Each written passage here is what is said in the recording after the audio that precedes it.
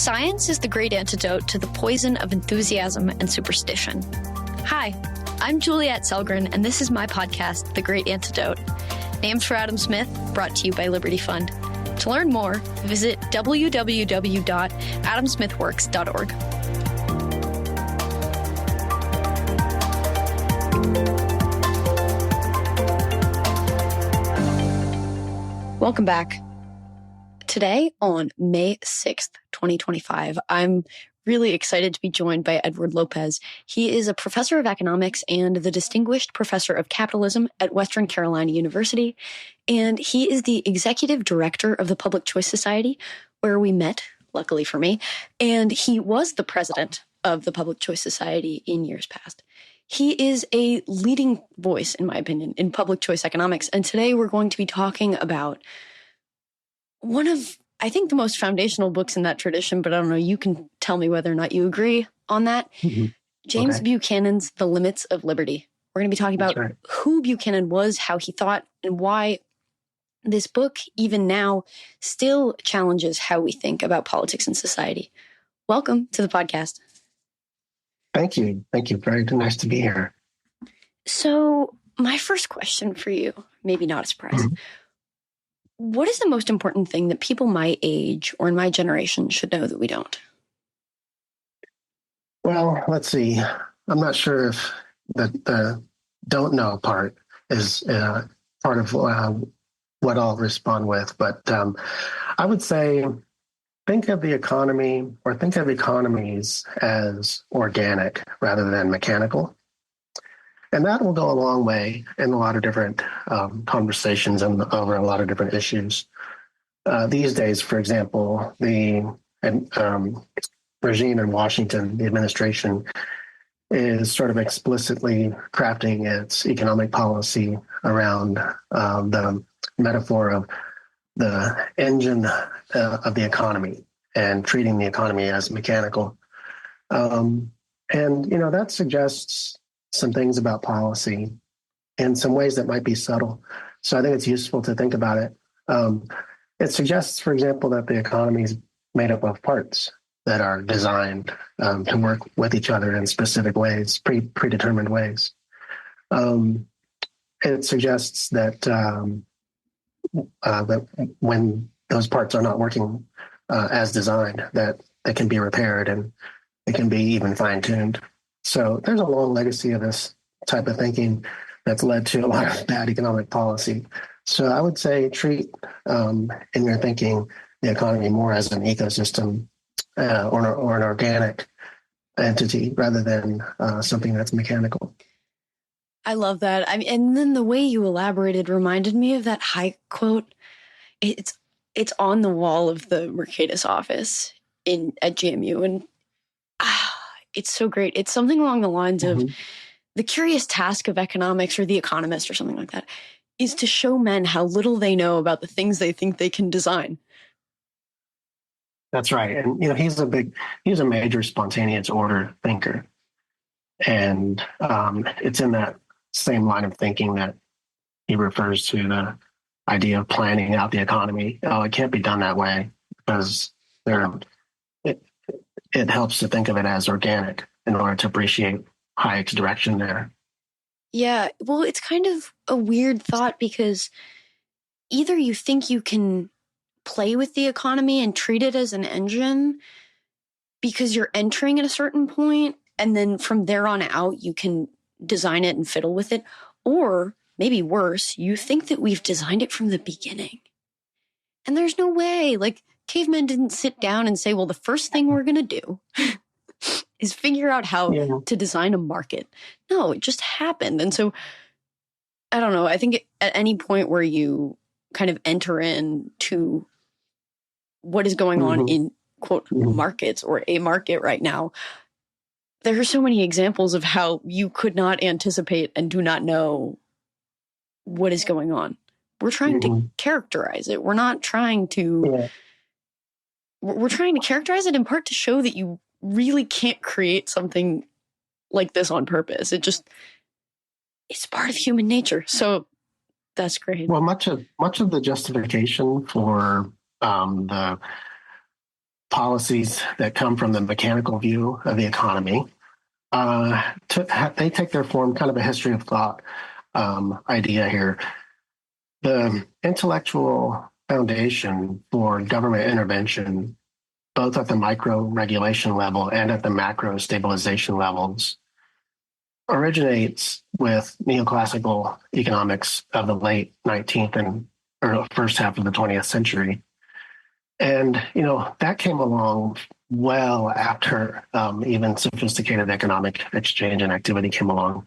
So, and in a way that sets up our discussion of Buchanan, because much of his career was spent treating that neoclassical edifice as his foil for carving out his contribution.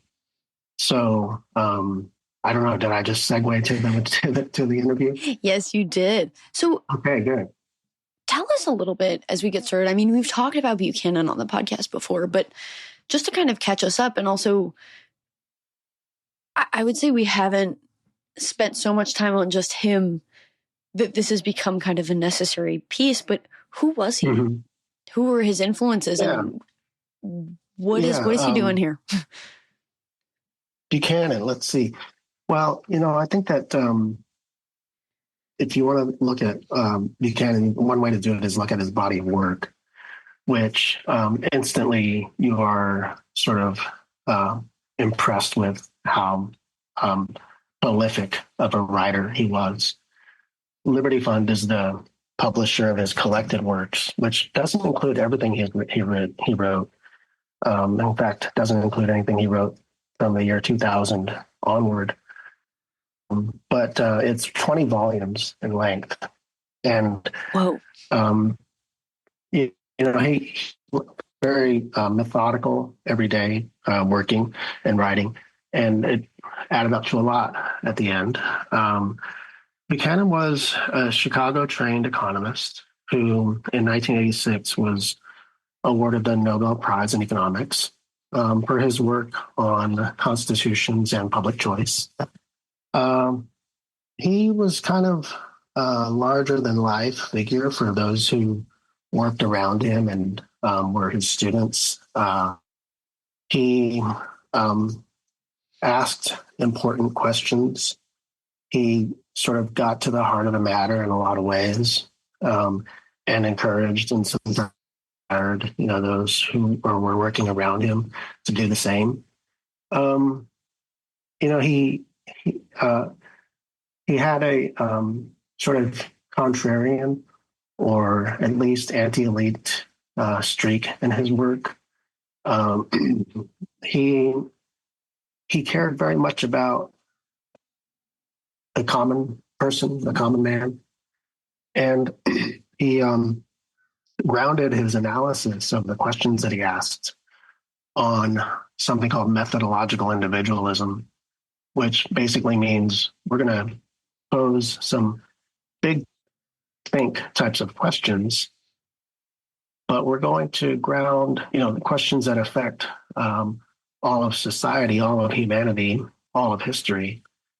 And, so really, really big questions, but we're always going to ground our analysis of these big questions on the individual level of choice and understanding.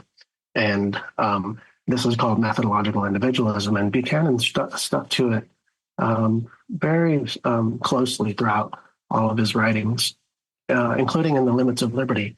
So I would say for our interested in Buchanan, there's quite a bit of material on the EconLab websites, including a couple of biographies and a couple of symposiums on his work. He really spawned a lot of organizations and people to continue working in the traditions of public choice and constitutional economics. So, I think the number of dissertations that he chaired over his career, just dozens of people, and each of them, many of them in turn, chaired many dissertations. And I'm one of those folks, by the way. My chair was Bob Tollison, who was one of Buchanan's primary students. So that's a little bit about him and how he gets interested in questions about constitutions and political economy. So who was he reading? We read him, but who did he read? His biography is pretty clear on Knut Wicksell being a major influence on him, Swedish economist who's worked on the tyranny of minorities, had a major impact on Buchanan. He's also a classical liberal, Buchanan is. So he's, centers his intellectual lineage on Adam Smith. And, he's a proselytizer as well, Buchanan is, because even from the very first publications of his in the late 1940s, he's trying to convince other economists to, look through this other facet at issue debt and taxation and so forth.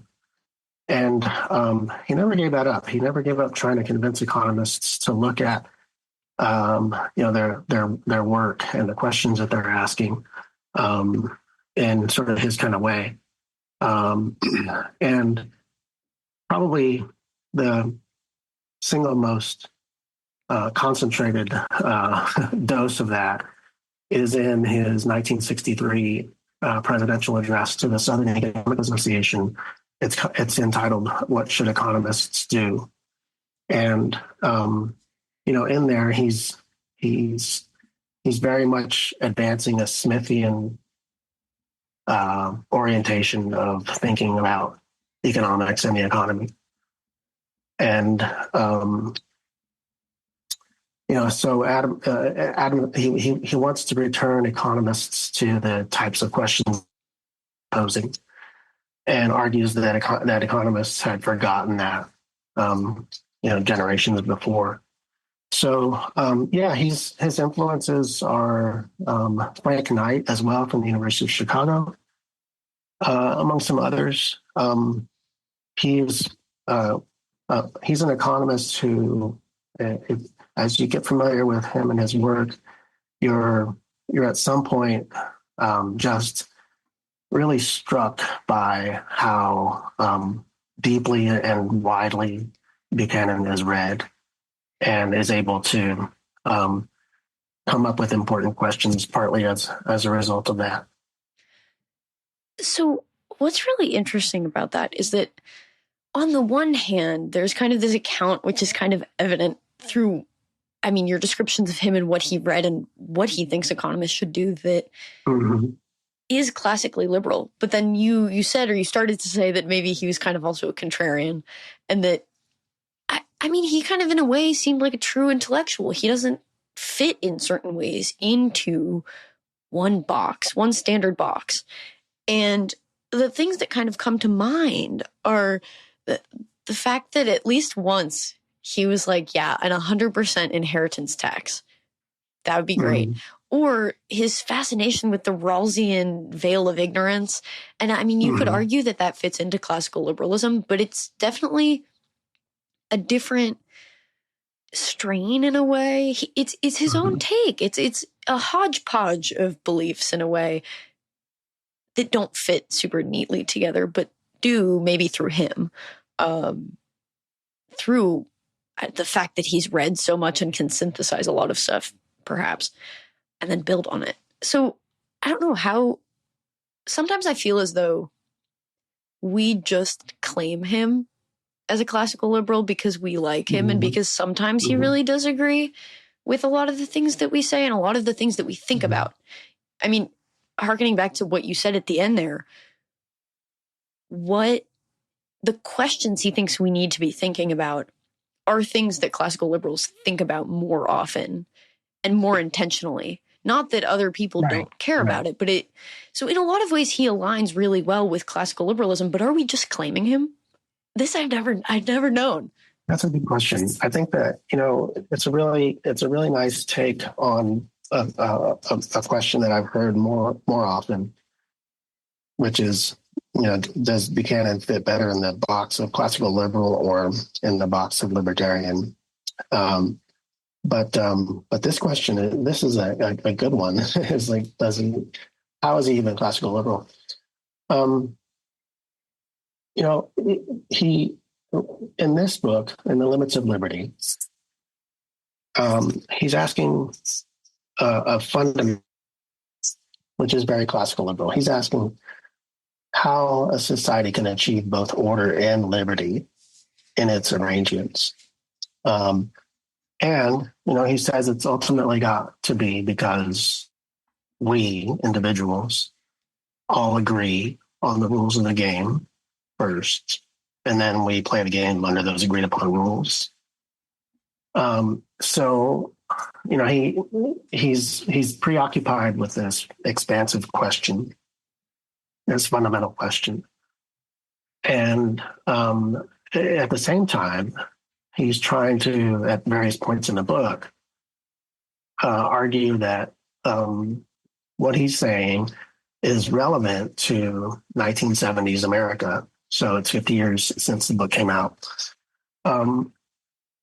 Because in the early 70s, when he's writing this, he just perceives a good bit of what he describes as constitutional disorder. And I think part of that is, part of that goes to his credibility, if you will, as a classical liberal, because he doesn't want order to be achieved in ways that will infringe unduly on liberties. And he wants to ground everything that he's doing in the analysis of individuals. So I think another very strong connection is ultimately he's going to land at a point of limited government and limited by the agreed upon rules. I think in those ways, there's strong connecting points for people who might be interested in Buchanan and, finding out how classical liberal he is. So, I mean, we already kind of started, but the limits of liberty, how does this fit within everything else he's written? And kind of where does it situate itself, right? So you kind of explained a little bit of like what he's thinking about, but what did he have to think about before to even get to that question? And why are those the two things he's chosen to, I guess, figure out the trade-off between, if we want to talk about it in terms of economics, to weigh these two things that societies do think about? Why not liberty and happiness? Why not order and cleanliness? Yeah. So one of the things that you can find on the EconVibe website is a review of Buchanan's 1962 book. The reviewer is Pierre Lemieux. And Lemieux mentions The Limits of Liberty as being Buchanan's follow-up to that earlier 1962 book called The Calculus of Consent. And it's in this book, co-authored with Gordon Tullock, that they lay out this sort of two-stage, conceptual stage way of thinking about constitutions and politics. And that's also where they introduce, their analysis of a unanimity rule. So, and they ultimately use the unanimity rule as a way to assign a higher priority to certain decisions in collective action compared to others. And the rules of the game generally falling in those sort of higher priority categories. And so that on, say, where that might matter to the 1970s America would be um, how has the how have the what's the electoral margin required for a constitutional amendment compared to what's the margin of victory required for a piece of legislation. And so at that time, there was we were talking about Nixon and the tumultuous times where there was quite a bit of tension between the Congress and the president, and there were sort of open battles for power along Pennsylvania Avenue, which culminated in 1974's Congressional Budget Act, which, among other things, concentrated more of the budget power on the side of Congress as opposed to with the president. And so, this checks and balances feature is one of the ways that, and starting in the calculus of consent, that Buchanan explored the needs for limited government. This sort of checks and balances that is a very classical liberal idea, and that Buchanan himself will sort of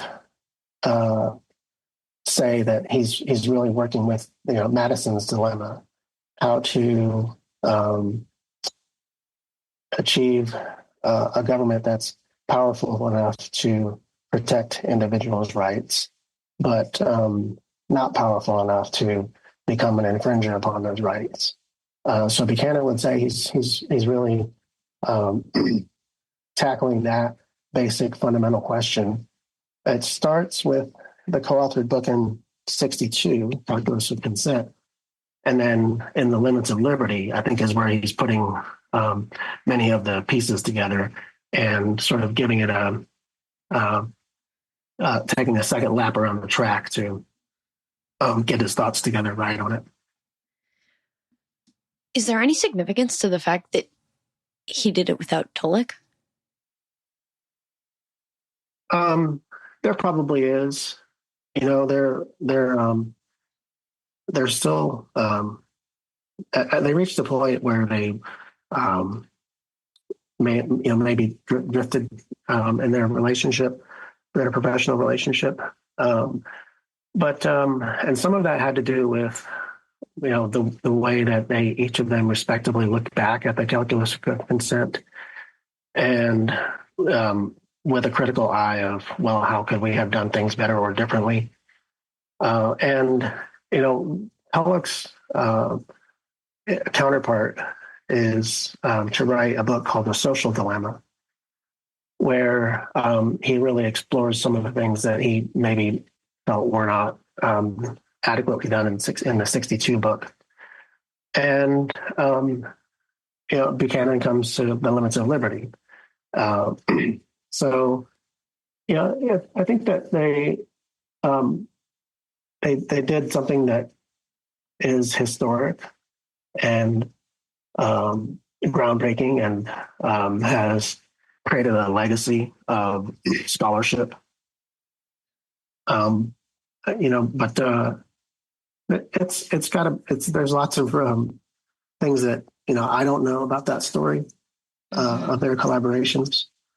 But there was definitely a point at which they went effectively kind of their separate ways. Yeah. Mm-hmm. I just thought it was interesting because the calculus of consent, it's like such a big deal, especially in public choice. And right. I don't know. I mean, like, obviously, like, they're a pretty powerful duo, but I guess they do diverge. And it's just kind of interesting to think about because usually, at least upon introduction to public choice, you think it kind of stops there, but it keeps going because I guess they keep thinking. You can't stop a thinker from thinking. So what's interesting about this, especially as we've kind of built up this idea of Buchanan as an intellectual, as someone who really has like a direction in that he thinks economics should go, an end that he thinks economics is like kind of made for, and what he thinks economists need to be focusing on, and the fact that he's been doing that basically his whole career, but also that he's kind of well placed to actually, even though he thinks liberty is important, say that there are limits, in a way that I don't know if other economists would be. It's not to say they can't, but he stands in a unique position to write a book like this. So what are the limits of liberty in his estimation? Are there any? Well, what are they? Yeah. I mean, that is the title of the book, so it should be made clear. So, one way to go about it is to sort of look at the early part of the book and how he gets things started, and then sort of connect it to the later part of the book where he talks about what reform steps are possible and how can we best anticipate how they would work out, given his framework. So, it's at the outset of the book, Buchanan lays out his sort of conceptual sequence for how people come out of a state of nature. And he kind of stays close to Hobbes on this, where the state of nature would be, the famous phrase, solitary, poor, nasty, brutish, and short. And Buchanan says, how would people come out of that? He says property rights have maybe been overestimated in this conceptual process to the neglect of contract. And here's what he says. He says, people in a state of nature are going to be expending resources, trying to get the stuff they need and also trying to protect the stuff they have.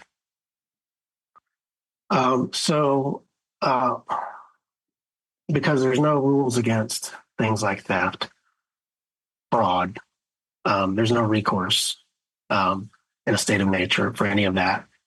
So you have to invest in protecting yourself against it yourself. And so each person would have, kind of an attraction to this alternative way of doing things. Let's everybody agree not to attack each other and steal stuff. And then, some other things. We're gonna voluntarily agree to circumscribe our own behavior. We're gonna give up some of our liberty, and that's because each of us is gonna be made better off for having done so. Specifically, because we don't have to invest all these resources into, being good attackers of and protectors of property. So instead, let's all sign a contract, and then underneath the terms of that contract, we'll go about our daily business. So, that's his emergence from the state of nature argument. So, that might ring some bells or some connection points for you to other state of nature thinkers. It's kind of interesting because maybe I'm just misunderstanding Hobbes, but Hobbes rubs me as an elitist a little bit. I mean, I guess when he's like, this is how we get out of it, and maybe Buchanan avoids that by saying that it is more contractual and by saying that we do agree to give up these things. What's kind of interesting... He doesn't want to... Yeah. I'm sorry. No, go ahead. Just to briefly fill that in, I think it's a good insight.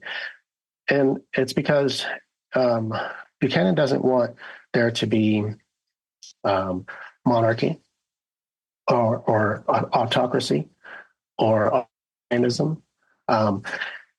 This is where the influence of Knut Wicksell comes in, because Buchanan's very preoccupied with the tyranny of the minority, and is therefore using Hobbes and his version of a state of nature as a reference point, but sort of stopping there and saying, we don't want the Hobbesian solution. We would like a constitutional republic solution. So how best could that, get worked out? So this is kind of interesting. I don't know if I misunderstand kind of the way that a lot of like political theorists, especially like the actual people that academics end up reading and studying all of this, like Locke and them, how they kind of tell this story, right? I know with Locke, you're mixing your labor with the land, and that makes property and whatever. But it seems as though even if you can kind of thinks that property is like an inherent thing that we have the right to, that actually in this narrative, when you're emerging from this kind of Hobbesian state of nature, we're agreeing to it. True. But it seems like, at least in the other state, there was nothing necessarily wrong. I don't even want to go so far as to say that, because I don't know. But it almost seems as though it is more, and I guess this is really what's the crux of the whole thing, and what's complicated is that you're giving up liberty for liberty. Like, there are certain freedoms you have to forego in order to actually have not only prosperity, not only order, but actually to have more options. And that's kind of like a weird thing. And I don't know if that's like the right interpretation of what's going on, but it seems to differ a bit from the typical account. Yeah. And this is where the sort of two-stage framework helps, I think.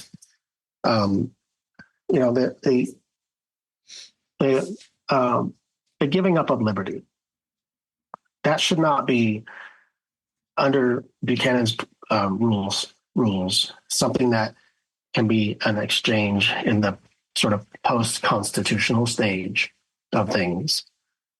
That should be something that is done at the constitutional stage or reform stage. So what that does is it rules out something like in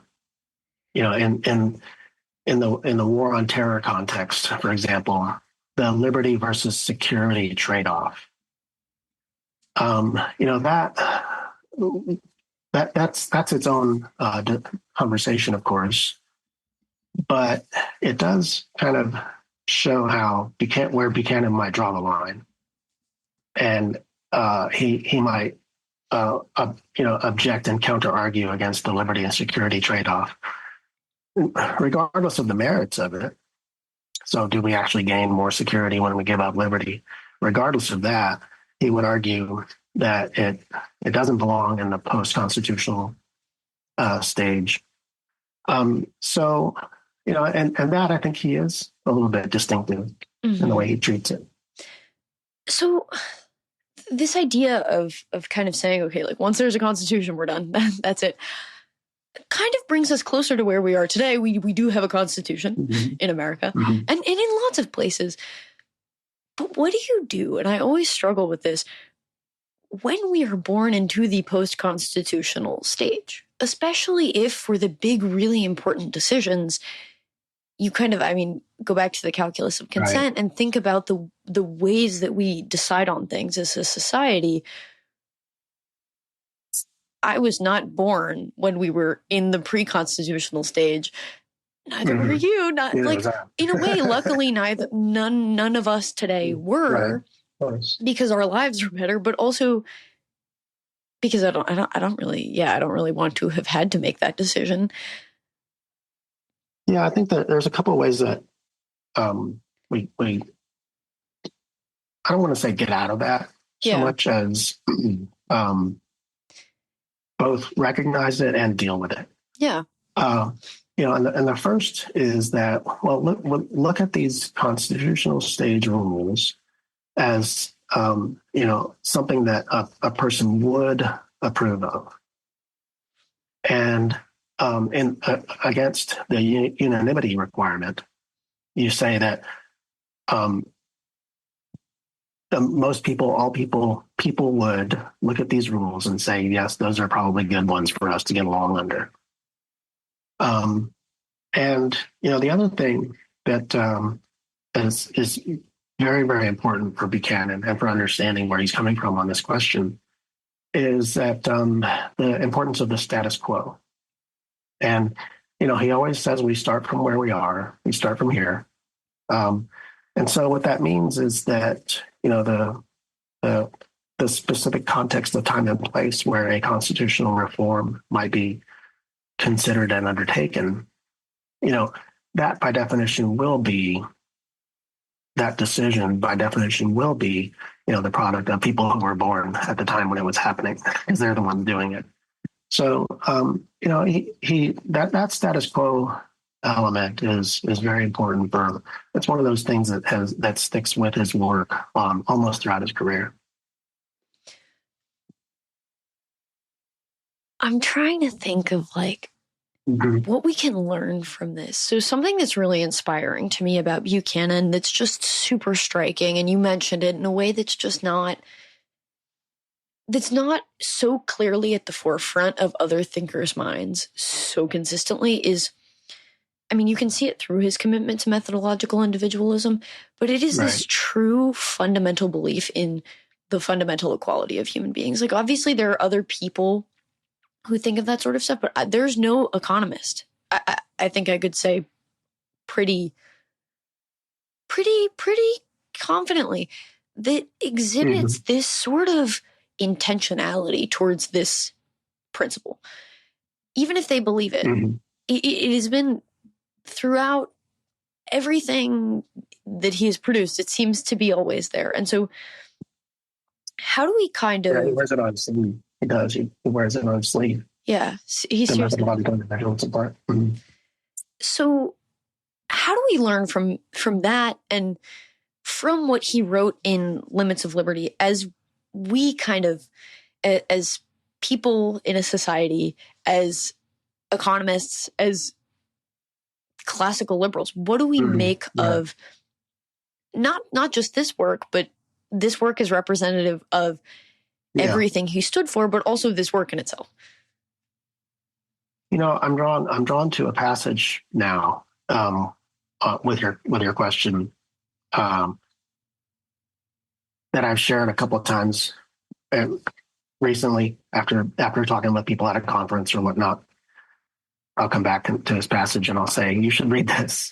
And it harnesses the everything you just said about his constant priority on the individual.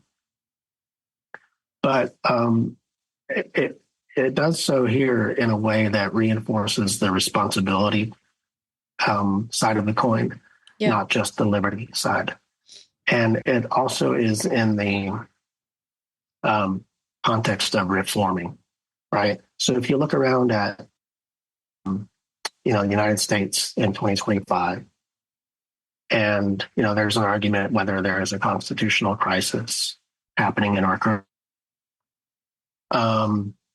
And, there's a president who responds in an interview that he's not sure if it's his responsibility to uphold the Constitution. There's a lot of clamoring and outcry whenever utterances like these come out of Donald Trump. But ultimately, and this is where Buchanan would sort of sit up in his chair and remind people of, we're a society of self-governed, at least in the fundamental characteristics of our political institutions. We are a self-governed people. And in fact, you often will hear the Trump administration invoking, what the people voted him in to do as part of the justification for the steps that they're taking. So, what do we make of this? Certainly, as people, we're concerned with what's happening in our federal government. And that's true if you agree wholeheartedly with the Trump administration or disagree wholeheartedly. Um, Certainly for classical liberals, this is not how we would draw up a president or a presidency. Starting with tariffs and you name it. Hashtag Grover Cleveland is my president. Yeah, I've got some favorites myself, and probably Cleveland is among them. But that's not. This is not a liberal order from how classical liberals understand things. So, what do we make of it? I want to suggest that Buchanan gets us to think about Donald Trump as a symptom more so than as a disease. Buchanan's clear about us having constitutional disorder, and he's also gives us the tools to think about how that really is a reflection of what's happening at the individual level. And so the passage, let me just take a second to read it. Yeah. This is from late in the book. He says, when we speak of controlling Leviathan, we should be referring to controlling self-government, not some instrument manipulated by the decisions of others than ourselves. Widespread acknowledgement of this simple truth might work wonders.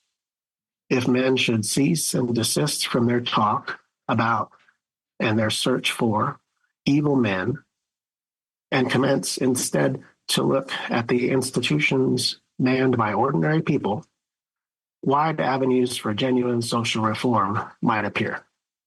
And so ultimately, he and this is a constant in his work too, he wants to desperately avoid being a council of despair. And this is his reaction, or this is his response to it. If we can change the mindset, it's just like changing our mindset about the economy from mechanical to organic. Yeah. If we can change our mindset about what's happening and say, first of all, there's some self-accountability here.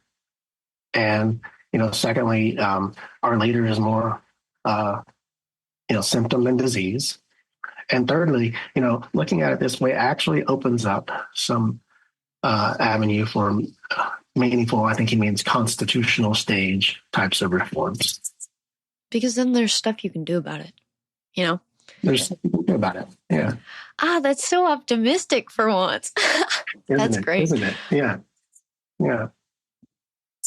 I'm thoroughly impressed with his consistency. I mean, again, it just, at all levels, this commitment is just so present. Mm-hmm.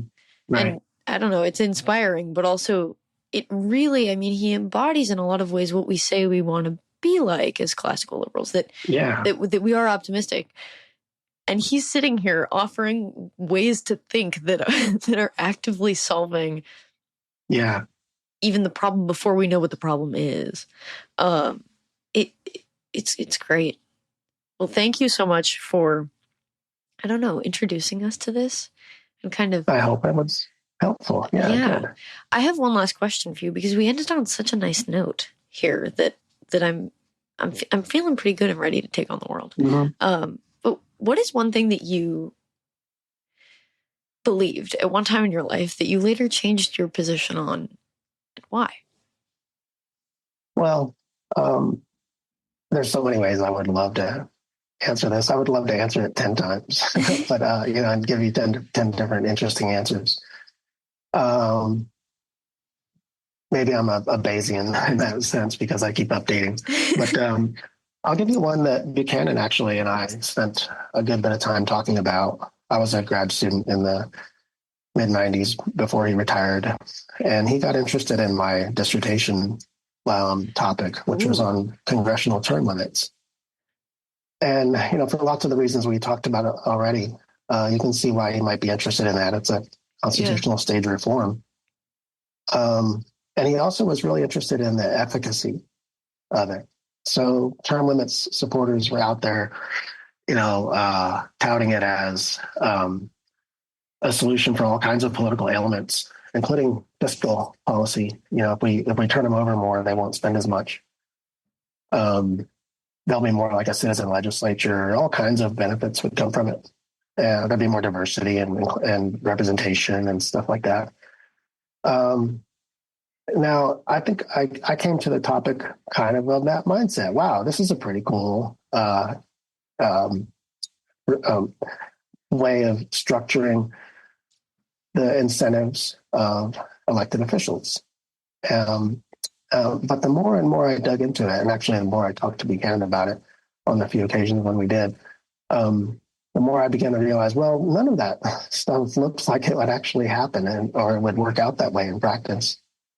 And in fact, when you look at the state legislatures, when you have about half of them enacting or tightening term limits of their respective legislatures back in the 90s, interestingly, it was those states that did enact state legislative term limits that had larger increases of spending, of state level spending. So put term limits in, actually spending goes up. And, my read on that is that you change the time horizon for being in elected office in such a way that, it gives elected officials the incentive to spend now, as opposed to sort of hang out and wait until they develop some political capital and then influence spending later. So yeah, I would say term limits. That's the one I changed my mind on.